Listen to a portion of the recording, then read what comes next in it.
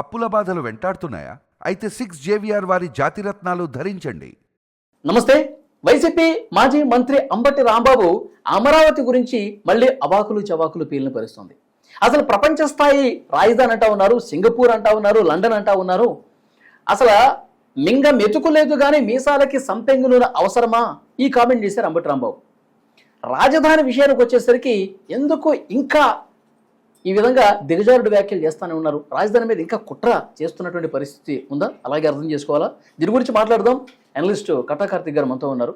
Sir నమస్కారం. నమస్కారం. కార్తిక్ గారు, ప్రపంచ స్థాయి రాజధాని నిర్మితమవుతుందని చెప్పి గేలి చేసే విధంగా, ఎగతాళి చేసే విధంగా వైసీపీ నాయకుల మాటలు ఉన్నాయి. వాళ్ళ నాయకుడు జగన్మోహన్ రెడ్డి గారి దగ్గర నుంచి రాజధాని విషయంలో ఇలాంటివి పరంపర కొనసాగుతూనే ఉంది. లేటెస్ట్గా ఆయన చేసినటువంటి వ్యాఖ్యలు ఎలా చూస్తారు మీరు? ఈయన ఇందాక చెప్పావు కదా మాజీ మంత్రి అని, అలా మాజీగా ఉండటానికే డిసైడ్ అయినట్టున్నాడు. అందుకే ఇలాంటి పిచ్చి పిచ్చి వ్యాఖ్యలు చేయటం. ఆ పార్టీకి ఉన్న 11 స్థానాలు కూడా వాళ్ళు మిగిలిచి తట్టలేరు. ఎందుకంటానంటే ఇప్పుడు ఆయనే ఉంటాడు, నువ్వు చెప్పావు ఏదో సామెత, మింగ మెతుకు లేదు మీసాలకు సంపంగి నూనె కావాలా అని. అంటే ఇంకో పదం కూడా వాడాడు, పథకాలకే డబ్బులు లేవు కదా, పథకాలు ఇవ్వలేకపోతున్నారు కదా అని. డబ్బులు లేవు అన్నప్పుడు డబ్బులు ఎట్లా క్రియేట్ చేయాలి?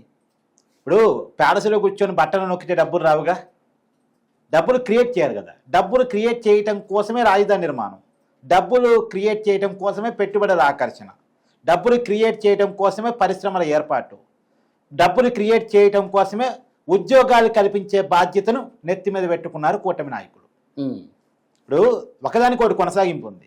డబ్బులు ఎట్లా క్రియేట్ అయితే పెట్టుబడులు ఆకర్షించడం ద్వారా, కంపెనీలు ఏర్పాటు చేయడం ద్వారా, ఉద్యోగ కల్పన ద్వారా మొత్తంగా డబ్బు క్రియేట్ అవుతుంది. మళ్ళీ ఆ డబ్బే రొటేట్ అయ్యి పథకాలకు ఉపయోగిస్తారు, అభివృద్ధికి ఉపయోగిస్తారు. ఇప్పుడు దానికోసమే కదా రాజధాని కడుతుంది. రాజధాని అంటే ఒక అసెంబ్లీయో, ఒక సెక్రటరియటో, ఒక హైకోర్టో కాదు. అదైతే ఎప్పుడో కట్టేశారు చంద్రబాబు నాయుడు గారు.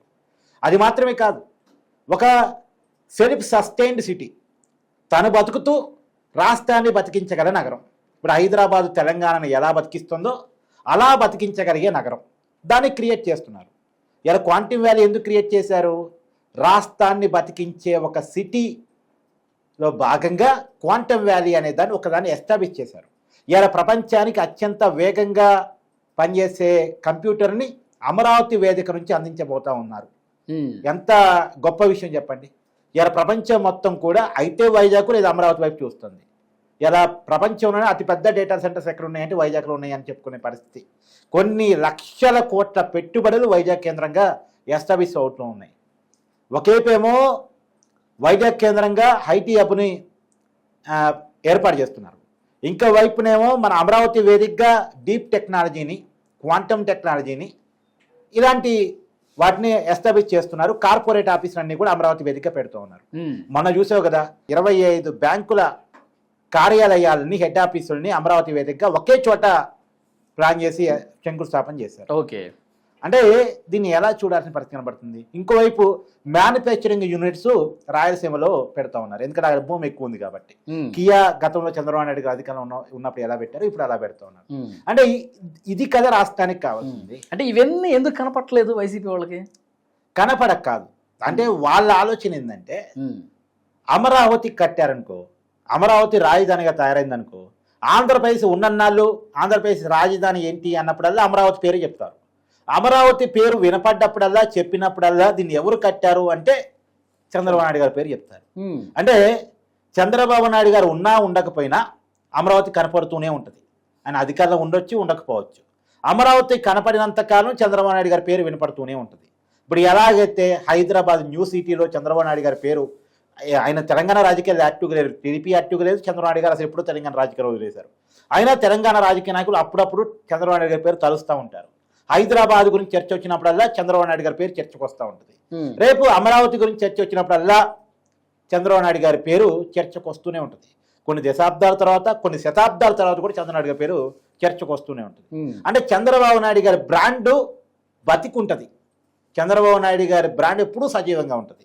ఇది వైసీపీ నాయకులకు ఇష్టం లేదు. ఓకే, చంద్రబాబు నాయుడు గారి బ్రాండ్ కిల్ చేయాలనే ఏకైక లక్ష్యంతో వైసీపీ నాయకులు అమరావతి. కానీ ఆ బ్రాండ్ ని కిల్ చేసే ప్రయత్నం వాళ్ళు నిరవధికంగా చేస్తానే ఉన్నారు, కానీ వాళ్ళు కిల్ అయిపోతున్నారు, అది పట్టించుకోవట్లేదు ఏంటి? అంటే దీంట్లోనే వాళ్ళు అర్థం చేసుకోవాల్సిందంటే రాజశేఖర రెడ్డి గారిని, అంటే రాజశేఖర రెడ్డి గారు కుమారుడి కదా జగన్మోహన్ రెడ్డి గారు అధికారంలోకి వచ్చింది, ఆయన పేరు చెప్పుకునే కదా. అంటే చెట్టు పేరు చెప్పుకుని కాయలు అమ్ముకున్న రకమేగా వైసీపీ అంటే. ఆ చెట్టు ఎవరు? రాజశేఖర రెడ్డి గారు. ఆ రాజశేఖర రెడ్డి గారు 2004లో అధికారంలోకి వచ్చారు. చంద్రబాబు నాయుడు గారు అధికారాన్ని కోల్పోయారు, రాజశేఖర రెడ్డి గారు అధికారాన్ని సంపాదించారు. అవును. అప్పుడు చంద్రబాబు నాయుడు గారి బ్రాండ్ కిల్ చేద్దామని రాజశేఖర రెడ్డి గారు అనుకోలే. తన బ్రాండ్ ఎస్టాబ్లిష్ చేసుకోవడానికి ఎక్కడెక్కడ అవకాశాలను ఎత్తుక్కున్నాడు. రైతాంగంలో అవకాశం ఉందనుకున్నాడు, పేదవాళ్ళలో అనుకూలత ఉందనుకున్నాడు. అందుకనే ఆరోగ్యశ్రీ కావచ్చు, 108 కావచ్చు, ఫీజు రీఎంబర్స్మెంట్ కావచ్చు, తర్వాత రుణమాఫీ కావచ్చు, ఇలాంటి పథకాలను ఎస్టాబ్లిష్ చేయడం ద్వారా తనకంటే ఒక బ్రాండ్ క్రియేట్ చేసుకునేటువంటి పని చేశాడు. చంద్రబాబు నాయుడు గారికి అప్పటికే ఐటీ ఉంది, తర్వాత టెక్నాలజీకి బ్రాండ్ అంబాసిడర్, దాన్ని ఎక్కడ కూడా కిల్ చేసే ప్రయత్నం చేయాలి.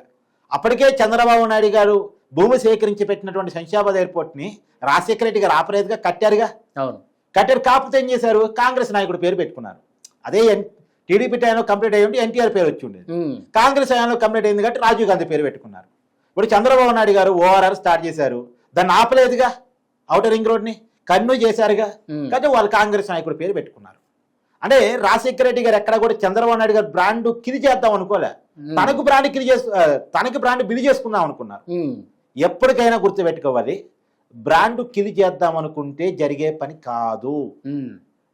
నీకు నువ్వుగా ఏదన్నా ఎక్కడ నీకు స్కోప్ ఉందో ఎత్తుక్కొని బ్రాండ్ బిల్డ్ చేసుకునే ప్రయత్నం చేయాలి. అవతలోడు బ్రాండ్ మీద పడి ఏడవటం మీద స్టార్ట్ చేస్తే, ఎప్పుడు ఎవరో వెనకాల సామె చెప్తా ఉంటారు, ఒకడు వెనకాల ఉండి ఏడిసేవాడు ఎప్పుడు వెనకాలే ఉంటాడు, ఇంకోటి ముందుకు పోతూనే ఉంటాడు. వాడికి ఏడుతో పని లేదు కదా, వీడు ముందుకు పోతూనే ఉంటాడు. వాడు ఏడవటం వెనకాల ఉండి ఏడుతూనే ఉంటాడు. ఇప్పుడు జగన్మోహన్ రెడ్డి గారు ఏడ్చే పని మీదే ఉన్నాడు. తనకు తానుగా ఏంటి అని నిరూపించుకోవడంలో జగన్మోహన్ రెడ్డి పేరయ్యాడు. తనకు ఇచ్చిన 5 సంవత్సరాల అధికారాన్ని చంద్రబాబు నాయుడు బ్రాండ్ కిల్ చేయాలని దానికోసం ఉపయోగించుకున్నాడు తప్ప తనకంటూ ఒక మార్క్ వేసుకుందాం అన్న దానికోసం ఉపయోగించుకోలేదు. అలా ఉపయోగించుకొని ఉంటే జగన్ కంటూ ఒక పేజీ ఆంధ్రప్రదేశ్ లో ఉండేది, రేపొద్దున తిరిగి అధికారం వస్తుందని ఒక నమ్మకం ఉండేది. ఇలా ఇంత దారుణమైన స్థితి పడిపోవటానికి ఉన్న కారణం తనకంటూ ఏమీ లేకపోవటం. ఇప్పుడు జగన్మోహన్ రెడ్డి పలానా కంపెనీ తీసుకొచ్చాడంటే చెప్పు, పలానా బిల్డింగ్ కట్టాడంటే చెప్పు. చంద్రబాబు నాయుడు కట్టిన సెక్రటరియట్ లో కూర్చున్నాడు, అంటే సెక్రటరీ సరిగ్గా రాలేదులే, ఆయన క్యాంప్ ఆఫీస్ లో కూర్చున్నాడు, వేరే విషయం. కానీ చంద్రబాబు నాయుడు కట్టిన అసెంబ్లీలో సమావేశం అయ్యాడు, చంద్రబాబు నాయుడు కట్టిన హైకోర్టును ఉపయోగించుకున్నాడు. ఇంతకు మించి తను ఉండటానికి కట్టుకున్న రుషికొండ ప్యాలెస్ మినహాయించేసి జగన్మోహన్ రెడ్డి గారికి కట్టుకున్నది ఏంది, రాష్ట్రానికి ఇచ్చింది ఏందో చెప్పు నాకు. ఏం లేదు. మరి ఇదైతే ఎలా? అసలు 5 సంవత్సరాల అధికారాన్ని ఉపయోగించుకొని నీ చేతిలో బంగారం లాంటి అధికారం ఉంది, చాలా యంగ్ ఆలోచనలు నీకున్నాయి, చాలా తక్కువ టైంలో నువ్వు ముఖ్యమంత్రి కాగలిగావు.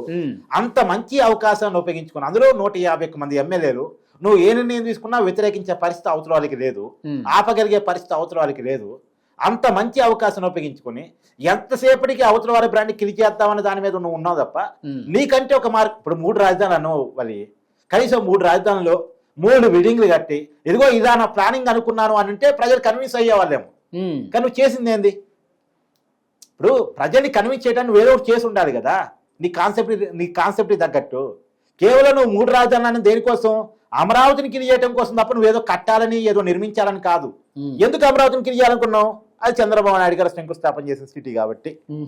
అంటే ఇది ఎప్పుడూ వర్కౌట్ అయ్యే పని కాదు.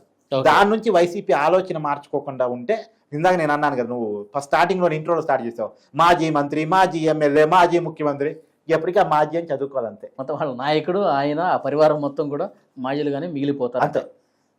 Thank you very much.